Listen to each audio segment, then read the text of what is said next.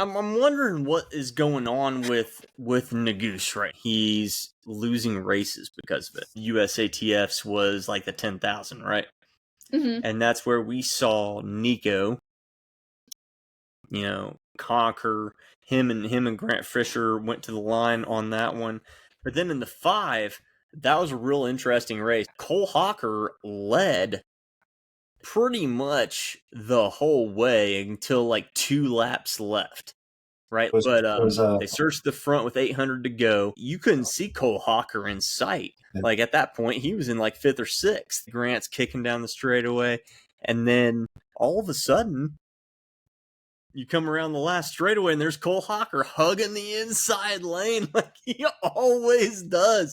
What happens when 3 runners from different parts of the country with different running stories all get together? Pure RunTok madness. So listen in as we talk about all things running related. And some things that maybe aren't running related. As it's bound to be a good time. This is RunTok Live. What is up? Welcome to episode 57 of the RunTok Live podcast. We got a lot to go over, but first off, check in. It hasn't been nearly as long since the last time that we met, but how you guys doing? Carolyn, you got the Elton John shirt going. I'm digging it. I went to his concert back in 2022. Yeah? I think. It was easily one of the best concerts of my life.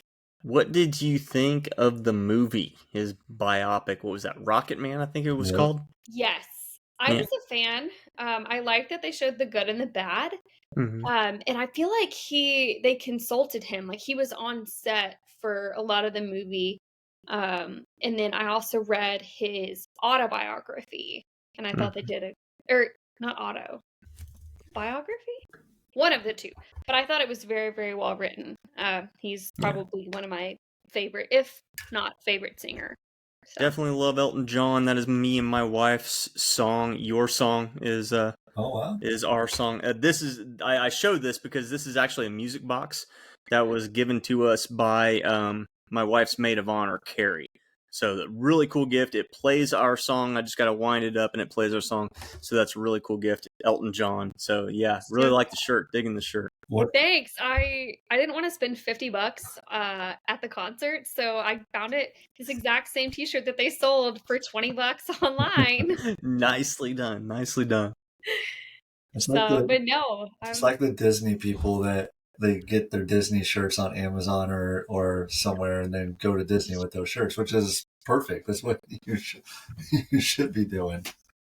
Or like not getting the Disney shirts inside the park, but getting them at those like knockoff stores like right outside the park. Heck yeah, there's a ton of them. And they have way better stuff anyway. You know what's funny about the Elton John movie though, Carolyn, the Rocket Man?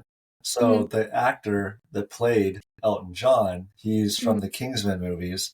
And Elton John was in the second Kingsman movie, The Golden Circle, as like he was kidnapped and was being held captive, and that guy had to save Elton John in that movie. Love that. So I just thought that was the Kingsmen are like really good movies. They are. Sure. They are. But I mean,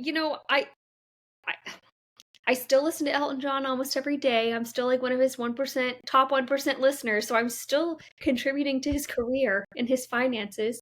But just the shirt, I was like, I don't want to, stand in those long merch lines and. Oh, well. All right. Well, Jake, what have you been up to? You're wearing the Point Verde hat there by Alter Ego, at which Alter Ego, throw this out there, they just came out with a new women's line, a new like high ponytail line. We had to tag our buddy Carolyn in that, but Jake, how you doing, buddy? Well, I think it's funny. So when you last saw me, remember when you were here in person and we did that running group and we had my friend Aaron with us, right? Mm-hmm. And then you had pointed out this hat. I was wearing this exact same hat. And I said, oh yeah, this was the Ponte Verde hat. And she laughed at us, remember? She laughed at me. She goes, oh, I have to forget that you're not from here. It's Ponte Vedra. It's the Ponte Vedra hat, not the Ponte Verde. Yeah. I mean, I guess it does say Vidra. Yeah, I Vidra, forgot that was all so about that. useful. Yeah, she did correct our pronunciation there. Very correct, like very quick. She's like, it's a Ponte Vidra, right? Vidra. Yeah, I forgot all about that. Yeah. That was the night I tried to forget that entire night. Like, don't get me wrong, I had a great time with you, but we went to see Superman that night, so I try to forget about it. Yeah, horrible movie. But no, I ran a race this weekend, and a small race, very, very small race. There was not even, there was less than 200 people at the race. But I jokingly, and I put a video out there, this is now the second year that this race has been in place. I am technically the Masters course record holder because I did win Masters last year. So this year I was like, okay, my only goal is just maintain that record somehow.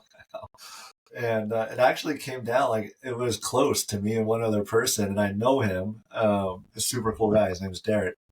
And when I saw him running, like when he showed up, I was like, oh, I might have to run. Like I might have to like run kind of hard on this one. But it ended up being like I beat him by like 4 seconds, and I still maintained my Masters course record. So gotta keep that alive as long as possible. Yeah, hold on to that for sure. Yep. I mean, I'm in the Masters category now too, so I'm gonna be looking to hold on to whatever record I can hold on to. Well, now you got to go run that local half marathon that you do, and just you don't have to. Well, I already did that. That's technically that's my Masters half marathon PR. Is it? Okay. Okay. Well, there you go. Yeah. And are you technically the Masters half marathon course record holder for that race? I would think so, because the course changes a little bit every year. So yeah. The real true test will be at Indianapolis in November. You're doing half or full? I'm doing the full. Doing full? Yeah. You guys are coming, right? I wish. I wish. You've joined me the last couple of years. You guys have made your trips up to Indy. That's my job. My day job, as you want to call it, is sending me to work in October, and I'm trying to push. I'm like, maybe that second weekend in October, maybe you can get me there, like on that weekend. I don't think it's going to happen, because they're going to realize when they try to book hotels for us that A, they're probably going to be sold out, and B, they're triple the price. So, but I am going to Chicago in October at some point in time. Probably not marathon weekend. Yeah, so I'm getting some FOMO from like all of Billy and everybody's posts about the get up when we didn't have one last year. We kind of had one. We had a decent little meet up at the track, right, with Lauren and all of them. That was fun, but we didn't get to have the whole party incident, right? And then I ended up winning the one thing you won the that I hat. did not want to win. I ended up winning it. Yeah, you won the Brooks hat. The old Brooks. You and Brooks will forever be synonymous with each other because of that. No, we won't. That's not true at all. Carolyn, what did you think of that alter ego hat? Did you see that post yet? I did. I loved it. So it looks, I didn't get a huge look at it, but it looks like there's some like padding in it, which I like. Yeah, it looked like the middle part that, you've always wanted the ponytail holder, right? So like the upper part had like a bit of an elastic band there, maybe. Yeah. So I'm definitely gonna look at that. Because I used some hats. The brand is called Pony Flow.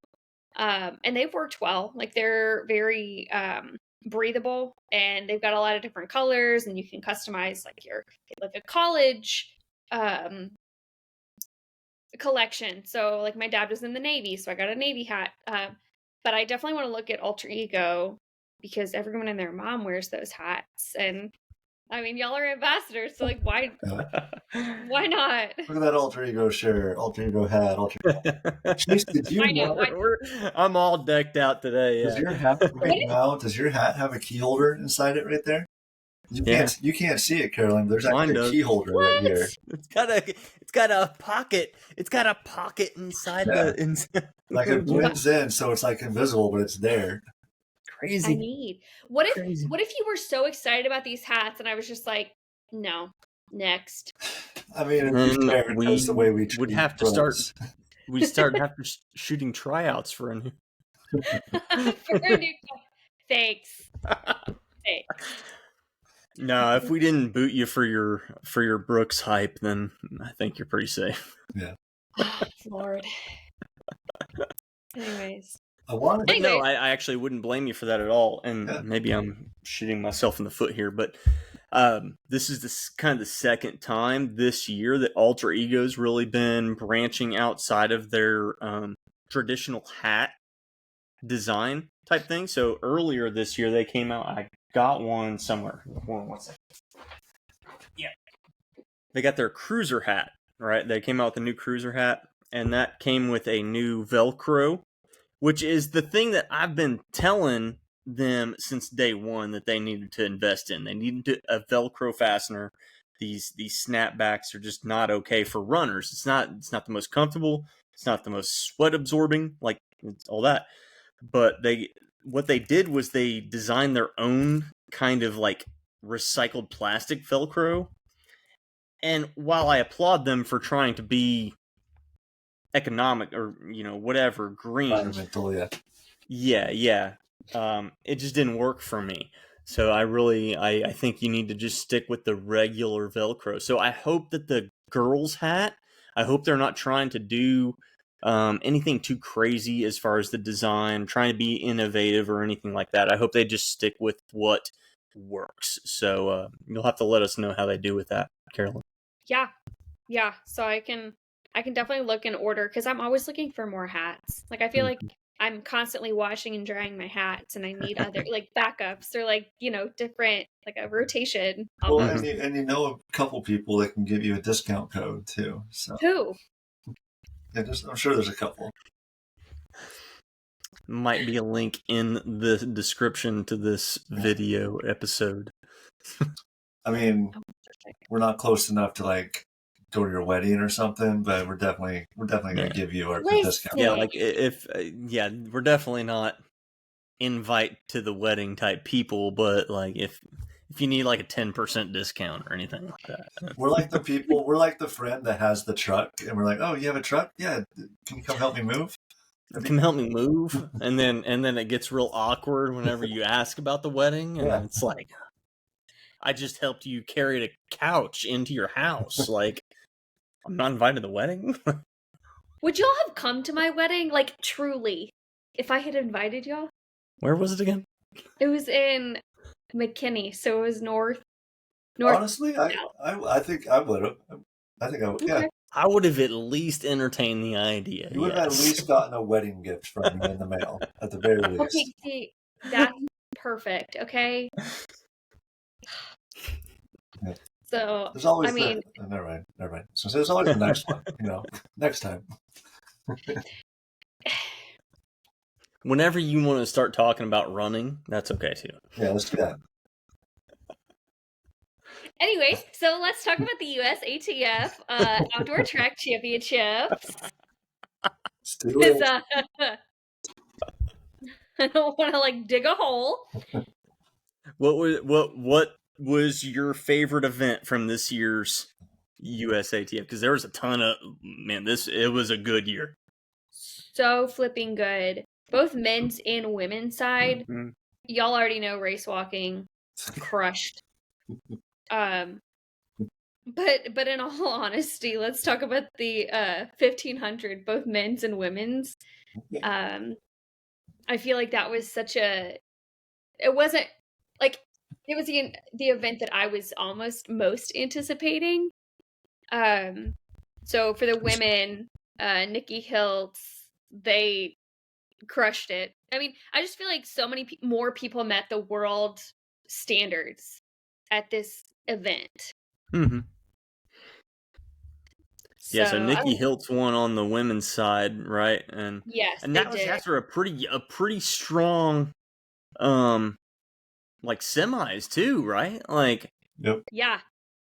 People did not slack. And some races we'll talk about, people kind of held off a little bit, but I feel like this is, the 1500s, both men's and women's, like people just came out the gate going extremely fast. Yeah, they really did. Like it was a great race. I mean, yeah. The women's side, of course, Nikki Hiltz, she was kind of one of the favorites, but on the men's side, like what happened? Insane, man. I feel like, we made all these predictions. We're like, oh, we picked the top 3 athletes that we thought we were going to win. And like, nope. Right. Like we just totally, did not get it right. Absolutely not, man. But Absolutely in our defense, it was so close. It was, I mean, look at the 1500 top. I mean, you could say top whatever, like top 5, top 6, top 7, whatever. Like top 5 though, all within a second of each other. Yep. Now, granted, I did not expect Under Armour to be representing first place with Jonah.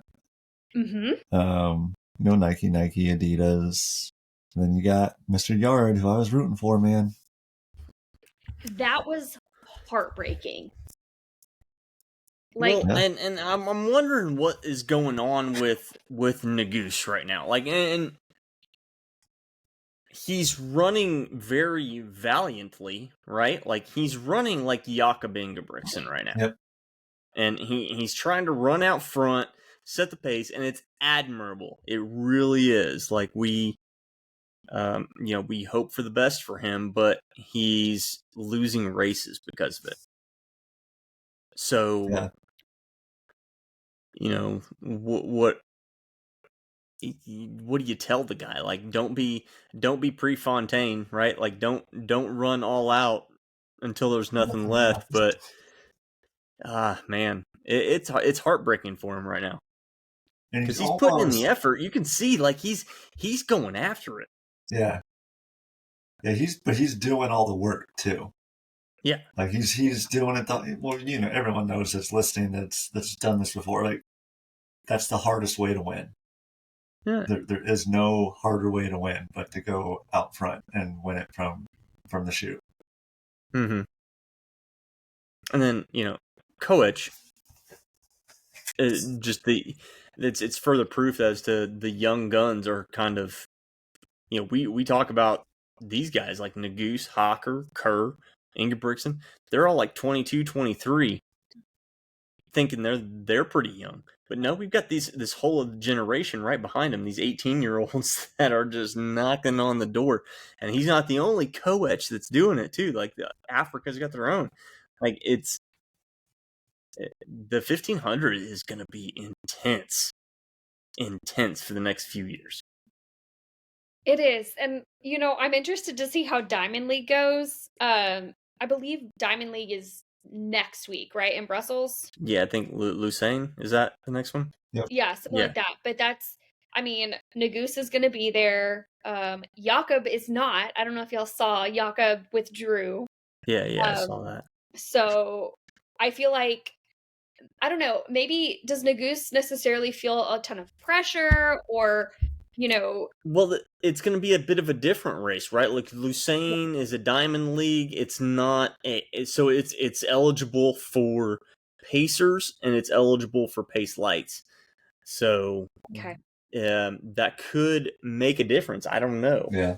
I think Nagus had pace lights at, what was it, the pre-classic maybe? Did they have pace lights? I don't remember. I don't think, they did. Did they? But that's just the way he's been racing lately. So if he goes out, if he can find a way to use those pace lights to motivate him, then it'll be fun. It'll be fun to watch. Lucerne's got a lot of big names though. Like a lot of people are looking to kind of make their last name for themselves before Worlds. So there's a lot of people. Dude, just today, Mondo, 13th time, again.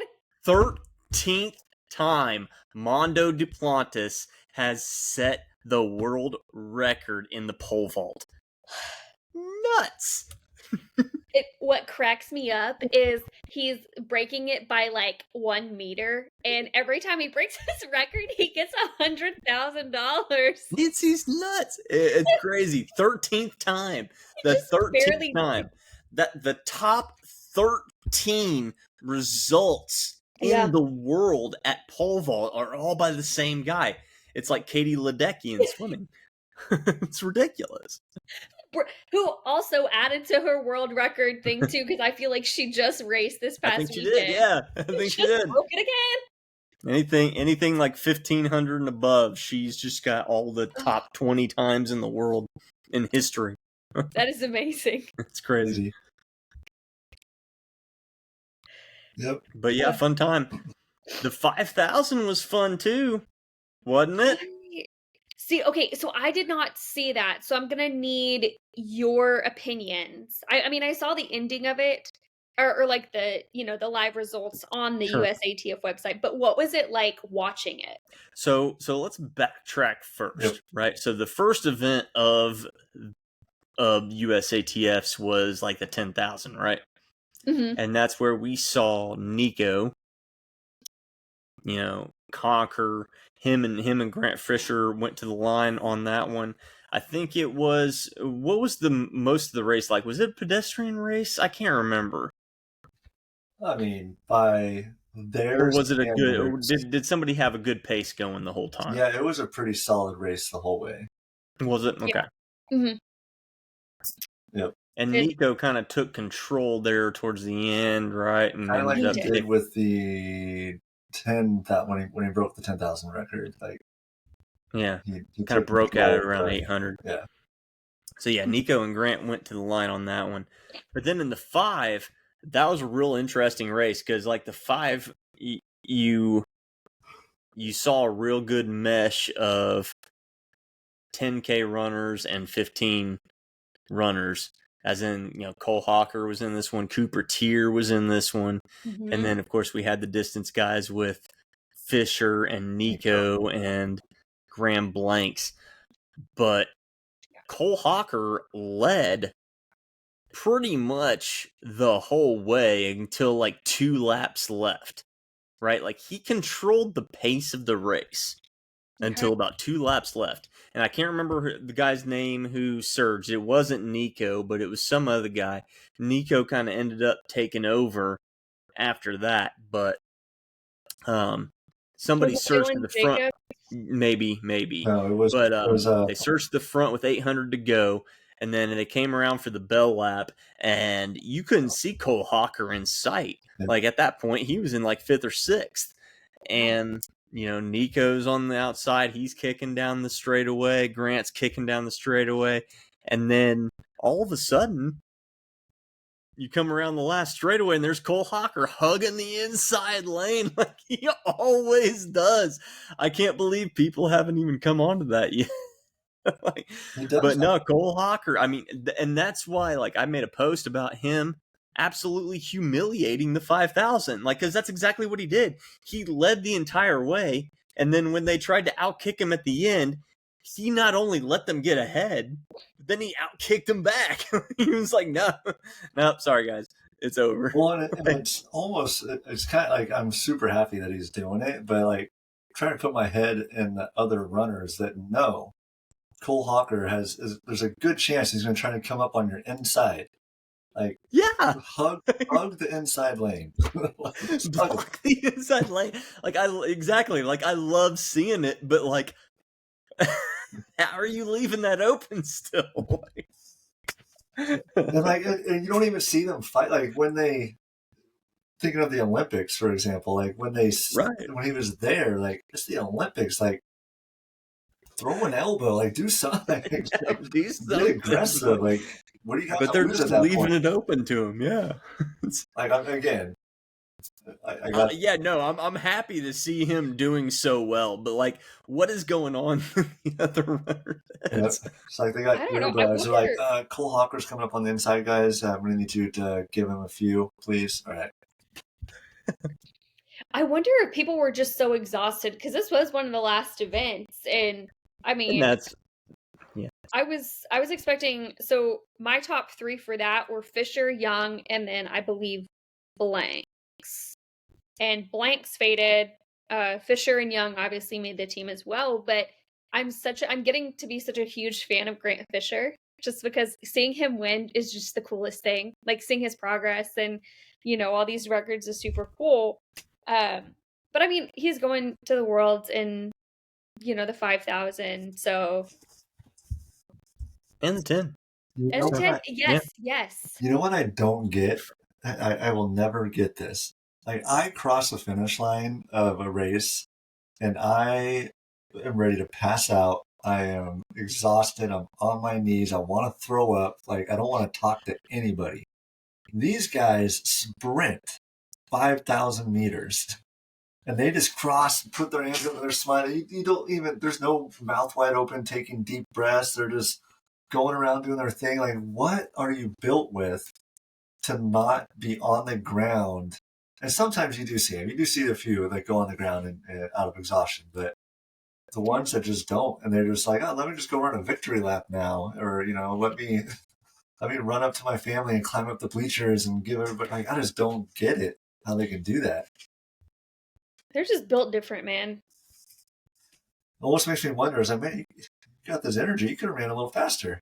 Why? You got more to give. So that's what people were saying about the 5,000, because the 5,000 pace was slow. And they're like, oh, it was a 13:26.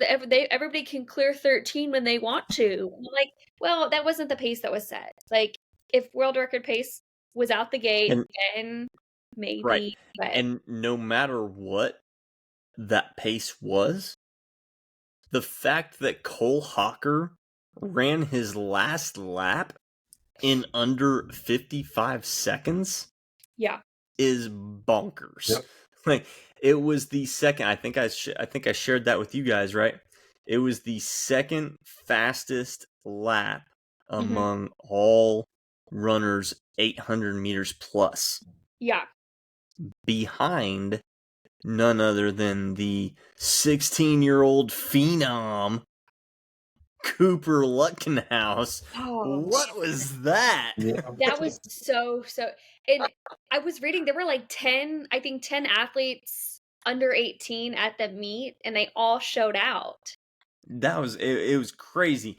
And you kind of got to feel bad for Donovan Brazier, right? Like he won, and it was like his kind of like hey, I'm back party. But no, we're all impressed with that 16-year-old that was right on your tail, dude, in 1:42 and change.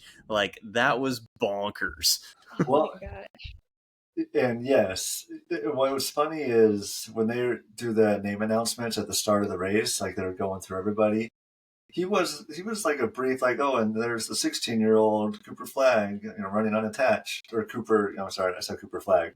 But, hey, we can talk about the Mavs all day. Let's go. But they're just like, hey, 16-year-old Cooper Lindenhouse, and just kind of move on to the next, and they really focus on some of the other guys. Like, this guy, for all intents and purposes, dominated that race. Like, he deserves every bit of attention he is getting now. Oh yeah, 100%. Yeah, that last lap that he ran, like he was out of the picture coming into the last straightaway. He wasn't involved, and he's like pretty bulky. Like he's for strong. a 16-year-old. Yeah, for sure. So just wait, like, to see what he like. So I pulled up some of his other like records, like his high school times that I have up here. Because he's now got he broke his own high school record, as you guys know. He also has an indoor high school record too, which is like 1:46 something. 4 seconds slower. What do you think, knowing that he has a 1:42.27 in the 800? What do you think his 400 meter fastest time is? 46. And that's exactly what it is. I honestly thought it would have been faster. Like, I thought he would have been 45, maybe like high 44s. The only reason I didn't think that is because he's running the 800, which means that he's more of like an 800 specialist. So I think that he probably doesn't give the same kind of effort to the 400 that he does the 800. What do you think his mile time is? Okay. 404. 406. 406. Yeah. Okay. So, I mean, which is still ridiculously fast for a 16-year-old high schooler, right? Yeah. But did you guys see the rumor about where he asked his college coach if he qualified for Worlds, if he'd have to run cross country? Yes, I saw that. Or his high school coach? Yeah, his high school coach. Yes. His high school was like, no. He's like, well, then I'm running. I'm going to qualify for Worlds, so I don't have to run cross country. That's funny. Yeah, he's in your neck of the woods, Karen. He's a Texas boy. He is. He is DFW. He's at Northwest ISD, which I'm not really sure where. Obviously, it's Northwest DFW, but I don't know what. Like, where are you at? Are you more like South side or? I'm halfway in between Dallas and Fort Worth. So, Chase, you ran high school. You get a guy like Cooper, comes back from his performance at USATF. You're a runner at your whatever your normal capacity is. Are you fanboying a little bit over this guy that's, if you're going to the same school as him, you run on the same team as him, or you're a runner? Like, I don't know. Like, he's got to be on a high horse a little bit. Yes. Yes. Yes, I am. So I can actually share a semi-similar incident. So when I was a junior in high school, there was a dude at a neighboring town by the name of and I totally forgot his name. Anyway, he was one of the top 400 meter runners in the country, and he had just committed to Oregon going into my senior year. So we had one meet with him, even though he was in a different state. Like, he was in Illinois, I was in Indiana. We had one meet together. And I was fanboying like crazy. Like, even like I won all of my events and he won all of his events. Like, in comparison, like, we were points wise, we were pretty even for that meet. But I was totally fanboying on that. I was like, dude, you're going to Oregon, man. Like, Prefontaine went to Oregon. That's crazy. Do you have any fanboy moments, Carolyn? Well, I know you just started running. Well, I don't say just, but you've been running for 5 years now. Still. I do. When we were at Indy, getting to meet like Cole Hocker and Sarah Hall and everybody, it was hearing them speak. I'm like, oh, whatever, it's fine. I'm gonna be totally fine meeting them.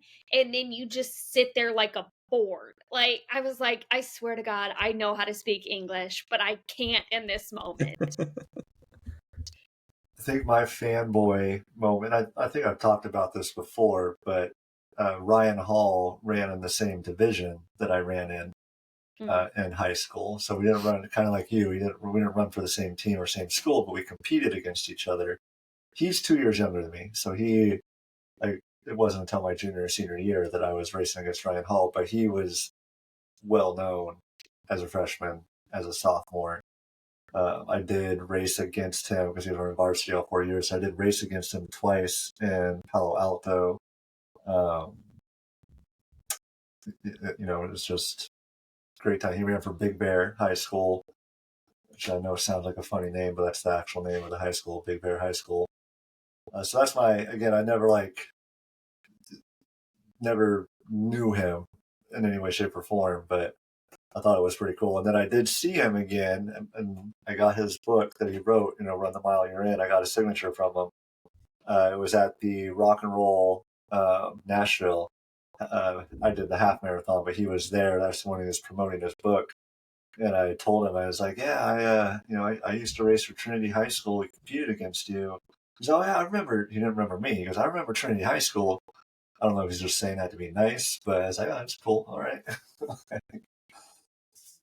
And when I say I raced against him, like I didn't race nearly close to him at all. But like, he was at the same race that I raced in. That'd be my fanboy moment. Ryan Hall would definitely be cool to say that you raced against in any capacity. Yeah.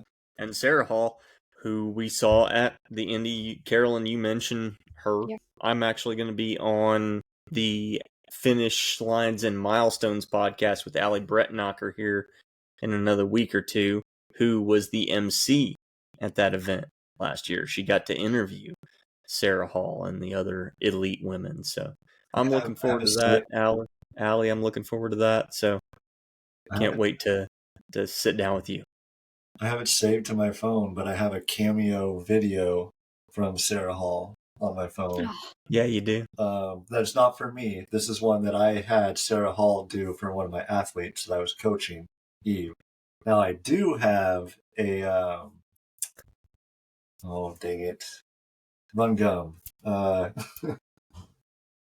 Gosh, Nick Simmons? Yeah, I have a Nick Simmons video that my friend had him do a video for me. So he's talking about like how great it is to be a runner dad, and the records I need to chase with pushing the stroller in a marathon, and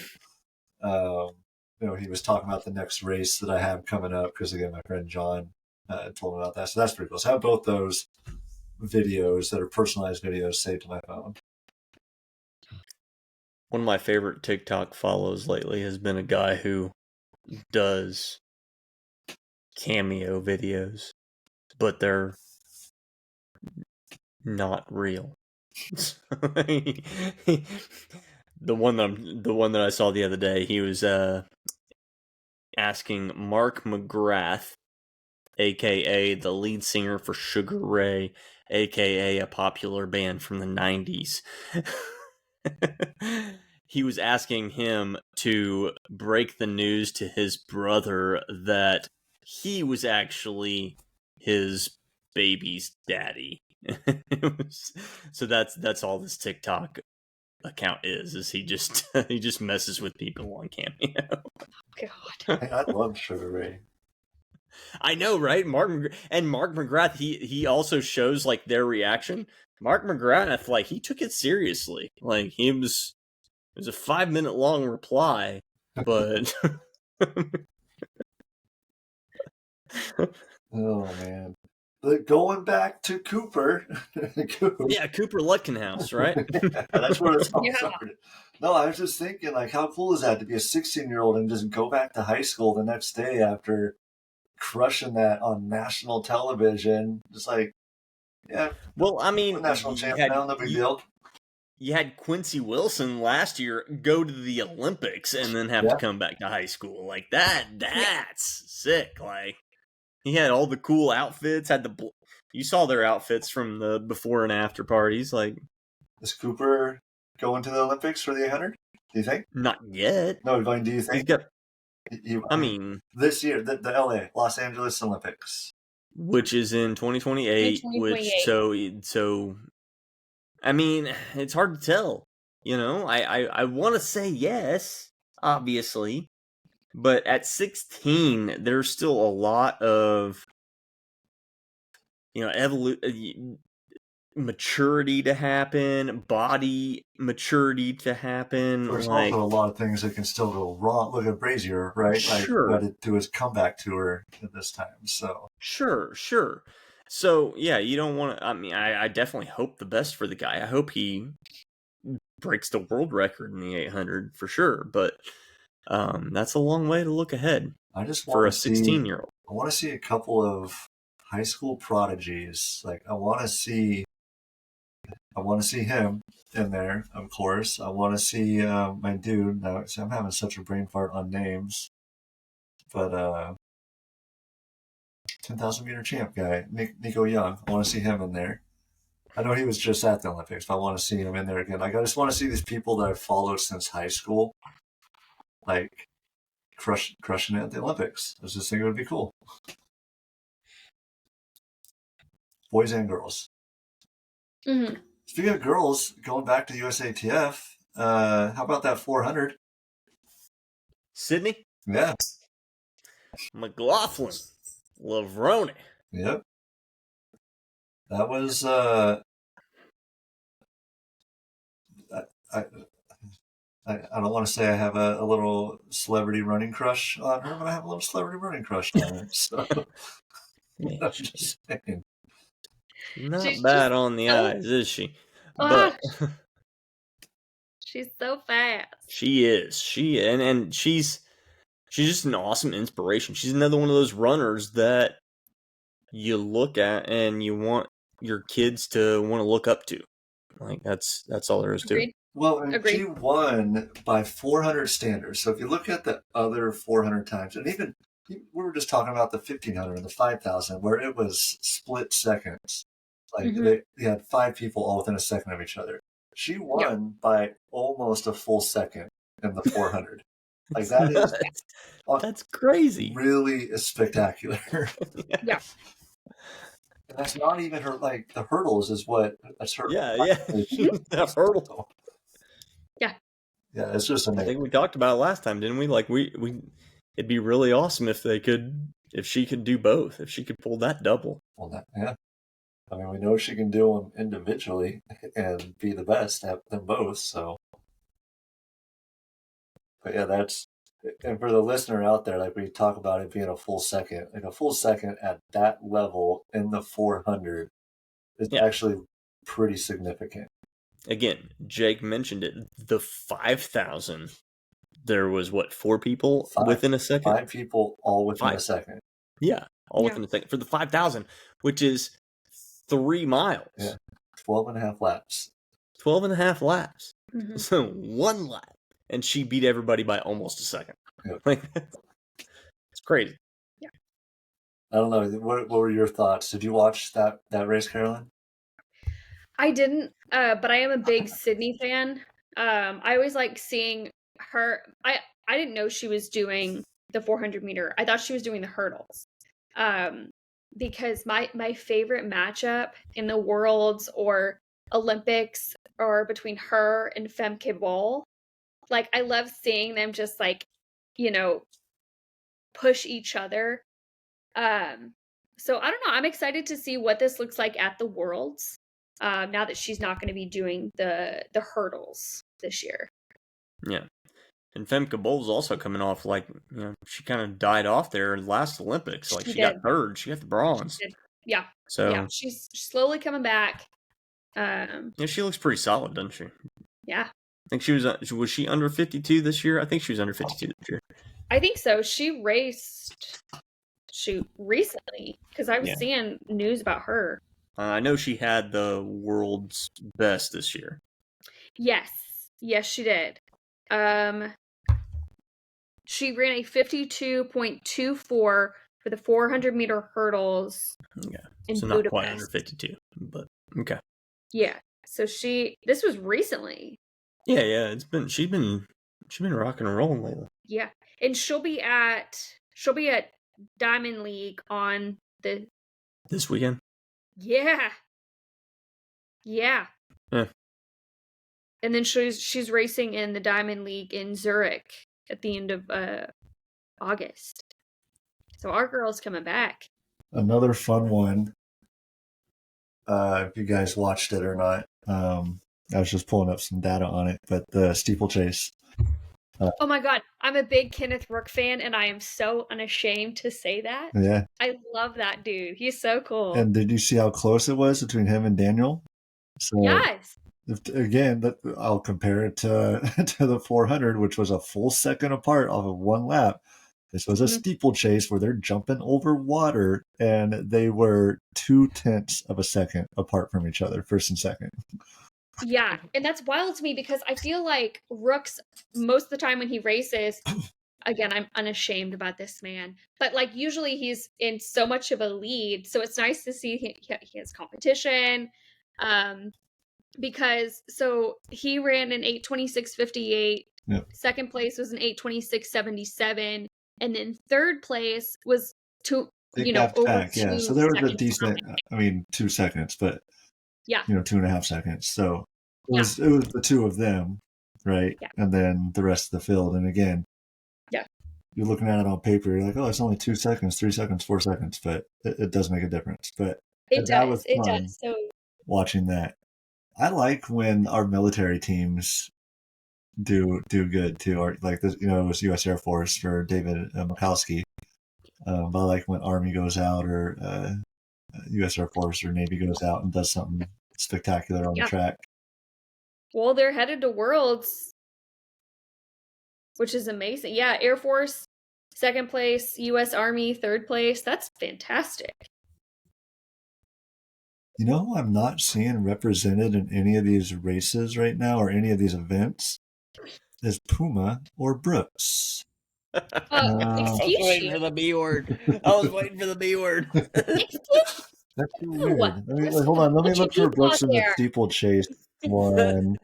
11. Yeah, they're down there. They're quite a ways down. You're gonna have to go to England, mate, to see the Brooks. So that's something we need to discuss. That's a little bit of tea, because Emily Infeld, who's a Brooks athlete, did not run in Brooks spikes at USATF, and I don't know why. Carolyn's got the T.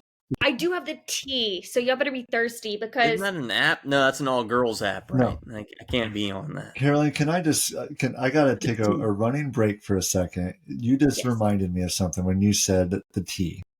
Yes. I apparently am old. Yeah, because one of my people that work with me on my team said that randomly, and I was really confused as to what they were saying. Like, legitimately, I was like, "What do you like?" Go get your tea. I'll wait for you. That's fine. Like, it's the gossip. Well, and then today I was she was shadowing me as I was doing an interview, and she goes, "Oh, it looks like," because the person that I called, like, it went straight to voicemail after 2 rings, and she goes, "Oh, it looks like they D&D'd you." And I was like D&D? I was like, "What does that mean?" And she goes, "You know what D&D means? Like Dungeon and Dragons? Like, what do you mean?" And she just started laughing at me, and I couldn't figure out what she was laughing at. Like, what do you mean? This means Dungeon and Dragons. I went as far as to go into my group chat with my entire team. It's like, listen, when you guys settle a debate, she does not believe that D&D means Dungeons and Dragons. And she goes, no, not D&D. She goes, D&D. I was like, what the hell does that even mean? Like, what are you doing? So apparently I'm not cool. I do not know my acronyms. And I did learn that D&D means do not disturb after that conversation, by the way. And I also know what the T means now. Thank you. So the good news is you have a daughter who is going to grow up, and she's going to educate you on all the cool lingo. It's going to be completely different by the time she's in high school, though. Yeah, everything I learn now is going to be out the window. Like, why even bother? But see, I don't even recognize half the terms. Like, what was cool when I was in high school? Booyah. What's cook? Open up a can of whoop ass. What's cooking in the kitchen? Like, those were the cool things to say when I was in high school. What's cooking in the kitchen? What's crack-a-lacking? What's crack-a-lacking? You smell what I'm cooking? Like, come on, those were the things. What? Cowabunga, dude. Yeah, cowabunga. That was 80s and 90s there. Tell me, did you ever say booyah? Come on. Like, what does that mean? Booyah. Like, booyah. Come on. I've never said What? Okay, see, that's what I mean. Those words don't exist anymore. So why am I going to even learn these things if they're going to be gone in 10 years by the time she's ready to start using her cool lingo? Anyways, I'm sorry, listeners, to go on a rant here, but Carolyn just used the T, which I just learned that lingo a couple days ago. Yes. Back to the But tea, yes, though. Back to the tea, Carolyn. What? Yeah, what's No, the but I tea? just- You got the Brooks tea. You had the Brooks we tea. got two pieces of tea to talk about. Two Because tea leaves? no. Oh. So when Emily Infeld ran, she did not run in Brooks. She ran in Nike Spikes. That's right. Okay. So why was that? What's that all about? You know what? That's a good question, man, because let's see. Well, I don't know. I wonder if, because I mean, obviously Brooks shoes are not going to work for everybody. I wonder if their spikes just weren't working for her. well, I mean, can possibly. we try something? What? Chase, pick an event. Triple jump. Okay, pick a running event. And track and field. Let me be more specific. All right, no, let's do triple jump. Did that even happen at USATF? I don't even think it did. Let's do the 800 meter. All right, There's a long jump. We'll go women's 800 meters. Let's see What are you where. doing, Jake? What is going on there? Women's 800. New Balance, Nike, OAC, WCS, Nike, Bandit. Oh, Brooks, 8th. Brooks came in 8th in the women's 800 meters. So they're making the top 10 out of 10 runners. They are. But I wonder if their spikes just don't work for all their athletes, and I wonder if they get special permission. Like, if their kit is in Brooks, they can kind of, wear the brand that's best for them. I wonder if it goes back to, like, remember the Atlanta Olympic trials? So not the two Olympic trials ago. That was when the first Alpha Flies were coming out. And all the brands, like Hoka in particular, was one that stood out, that told their runners, if you want to wear Alpha Flies at this race, go ahead. Like, it's going to give you the best chance to win. Go ahead. And I wonder if it's something like that, where if you from top to 80% of you is covered in our brand, if this extra thing is going to make that much of a difference and make you faster, go ahead and do it. Yeah. I don't know, but I know they did it at the trials in Atlanta. That would make sense, because I mean, she was still wearing Brooks. It didn't seem like there was any bad blood with Brooks, so that may have been what it was. What was the second story you wanted to talk about? Yes, we need to talk about Shelby Houlihan. Houlihan. This was her coming off a suspension. A burrito. Because of using too many drugs. Burrito. Yeah, drug burrito. But yeah, homegirl won the women's 5,000. Mm-hmm. Yeah, she did.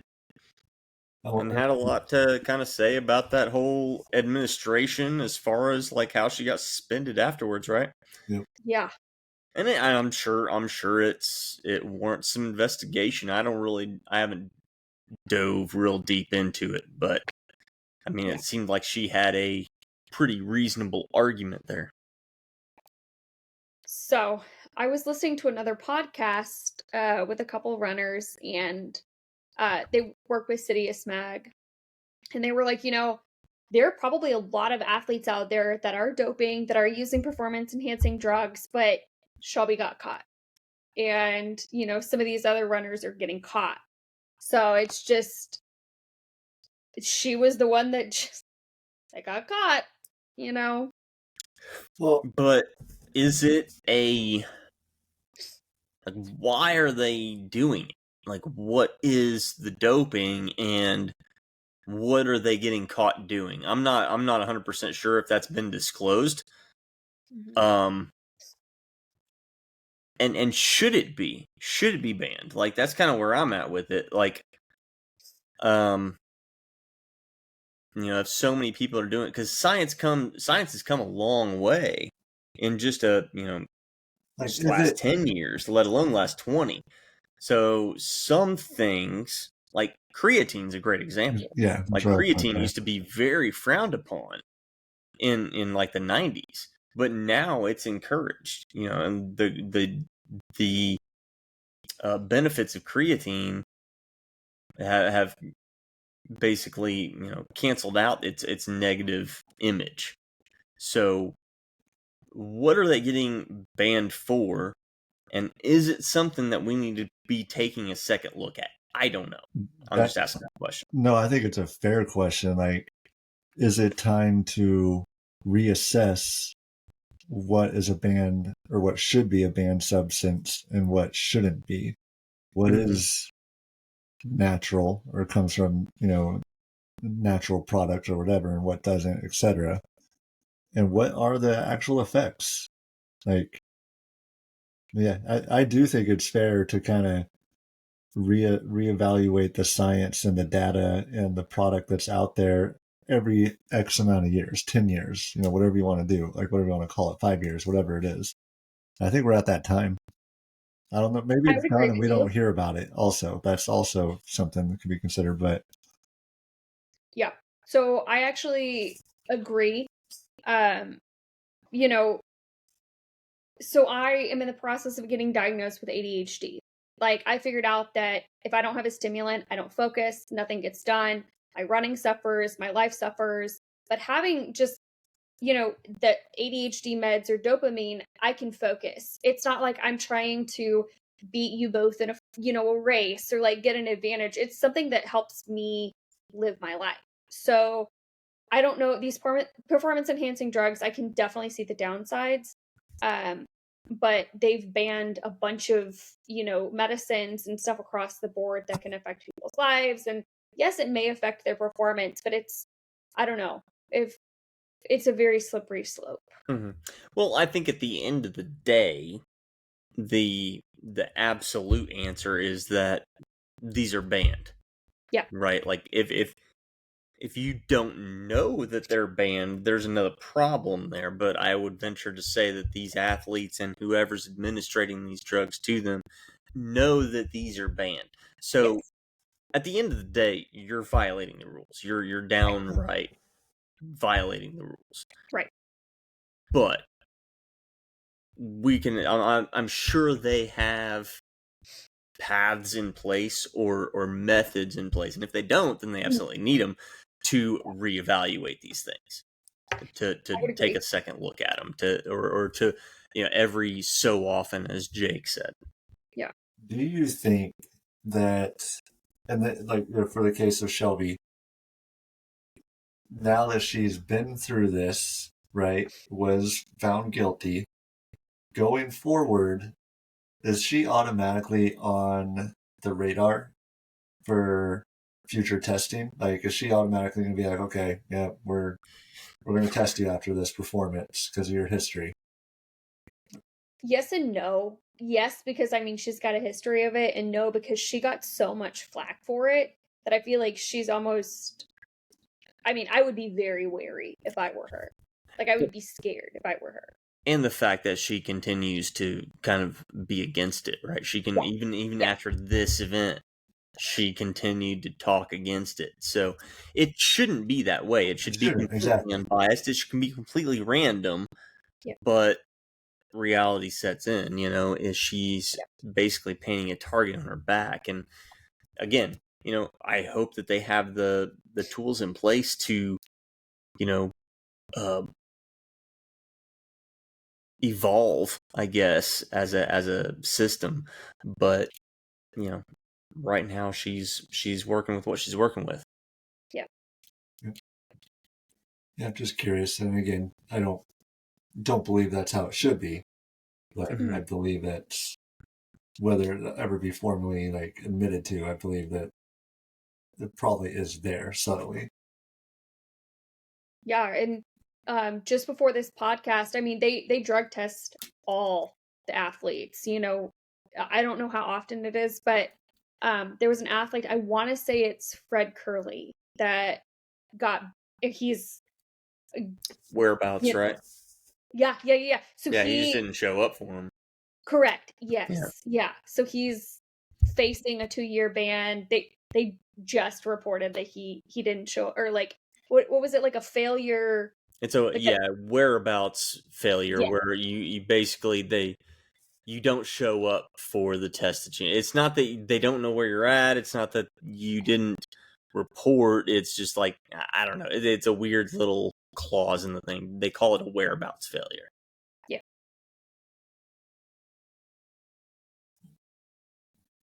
Well, that was serious talk. We went from fun to serious combo on drugs. Jake, you said the Fantastic Four movie was good. Did you watch it and disagree? No, I just haven't heard the same. I think it's great. Okay. I think it's great. I don't know. Oliver? Can I just show you My guys? dog's talking. Hold on, let me show you guys. This is my popcorn bucket. It was the coolest thing ever. And it's got a little light that it shines the Fantastic Four logo on the wall. And it does this. It's a Fantastic Four logo.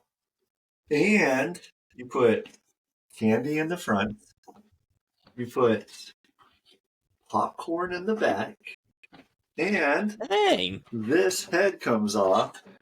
And it's a drink dispenser. You put the drink in there, and there's a straw holder right there. What? Where did you get that? At the movie theater. How much? I mean, you know, I mean, asking, was it like It cost super expensive? $70. However, it came with the large popcorn, which is unlimited. It came with the large soda, and it came with the large candy. Which, if you think about it, how much do you spend on those three things already? Yeah, it's like $30.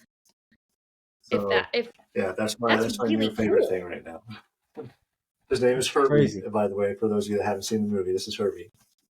Oh, amazing. I love him. To answer your question, I thought it was a great movie. My one critique of the movie is actually Mr. Fantastic, who was probably the most underutilized in the like his ability. Like you see him flex like one time in the entire movie. Like it's all about him just being a genius. Like that's really what they played off with him. But Johnny, the Human Torch, whatever you want to call him, he was awesome. Well, I mean, I was kind of looking forward to him anyway. He's from Stranger Things. After Stranger Things, like he was just really awesome. Yeah, he pulled it off. He was really good. And then Galactus, like, is a real threat. Like, kind of going back to Thanos level. The only thing I didn't like about, like, we'll have to see what they continue to do with him because they did something. I won't give away a spoiler. They did something where it's like, they guess they could end it here and just be done with Galactus, or they could do something with this, like, and keep going with it if they want to. So I don't know what to see. We'll see. Well, I thought it was cool. It's August, so the summer blockbuster season's about done. So, what do you think you guys' favorite movie was so far this summer? Not just movies either. Let's take streaming into account. Well, I'm streaming Wednesday right now, and that's me too. That's a show that me and my wife like to watch. In fact, right after this, that's exactly what we're about to go do. That's what my husband and I are doing. We're on episode 3. Oh, we just did we redid episode or season 1, and we're on episode 1 in season 2. Okay. Best movie though. Worst movie definitely goes to Superman. I'm sorry, all you DC fans out there, but it's definitely up there. Fantastic Four is. I liked Jurassic World. I didn't see that one. You did. So I haven't seen a ton of movies this summer because I have like a sample size of like 2. But it was a little cheesy, but I did enjoy it. Do you like scary movies, Carolyn? I do not. There's a movie out I want to see, and I'm avoiding all spoilers, I really want to see the movie Weapons. I've seen the trailer. Is that the one where the kids disappear? All 17 kids disappear at 2:17 in the morning, and it just shows them all running with their hands behind their back into the woods, and they never come back.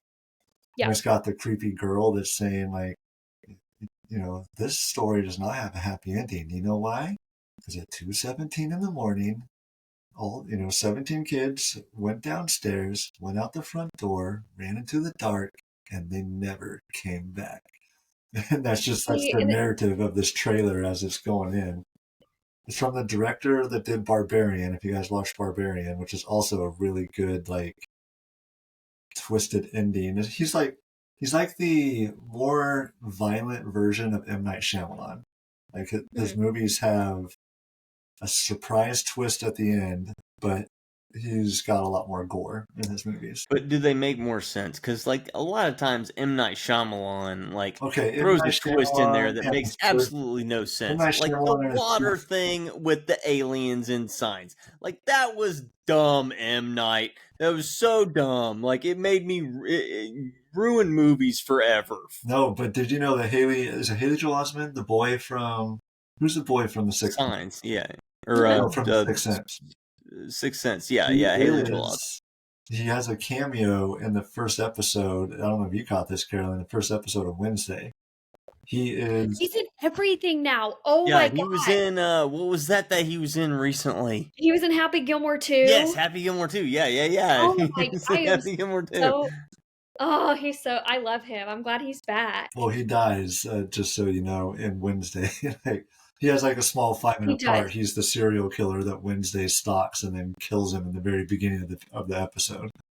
Yeah, and then she goes, but she does bring Enid a doll back, so I think that's a happier happy twist. All right, Chase, before we go, we didn't get your summer movie choice or streaming choice. Tough question. I'd probably go with Happy Gilmore 2 as my recommendation, with a close second being K-pop Demon Hunter. I actually like it.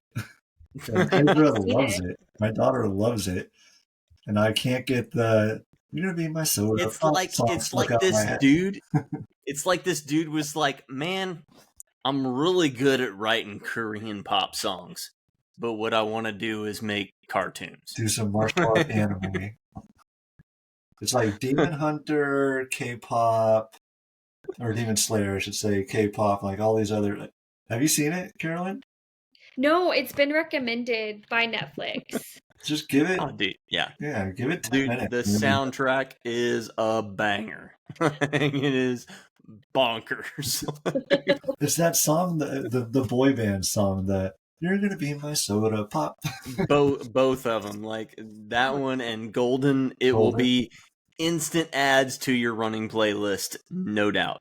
Like K-pop. Okay, so the songs keep getting recommended to me. Yeah. Which one keeps getting recommended? Golden and Soda Pop. Probably Golden and Soda Pop. Golden keeps getting recommended to me. Yeah.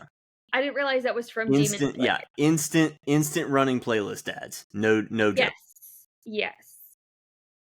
It's a cool concept too, like different, right? Like who would have thought? I mean, sort of, kind of, but this history. But the music is on point. Pop singers are secretly demon hunters, and they're gonna save the world. But I don't know. That's so creative. It was good. I'm kind of glad you said that. I don't know if I would have said that out loud, but since you said it first, I'm like, yeah, I actually like that movie. Glad I could ease your. It's like admitting that you like Spice Girls, but you're a 44-year-old man. At 44 years old, if you can't admit you like Spice Girls, like something's wrong. Carolyn, where can everybody find us at? They can find us on Facebook, YouTube, Spotify, all at RunTok Live. You can email us at runtalklive@gmail.com. Let's see. You can find me on TikTok at Carolyn McDuff and on Instagram at Carolyn M. Levenway. Chase, where can people find you? Pretty much any of the social media platforms. Chaser, no pacers, what you're looking for. Me and Oliver here. Jake, what about you? TikTok's the main platform. You can find me everywhere at The Cultural Runner. Find me, add me. Awesome. Well, this has been another episode of Run Talk Live. We'll see you on episode 58.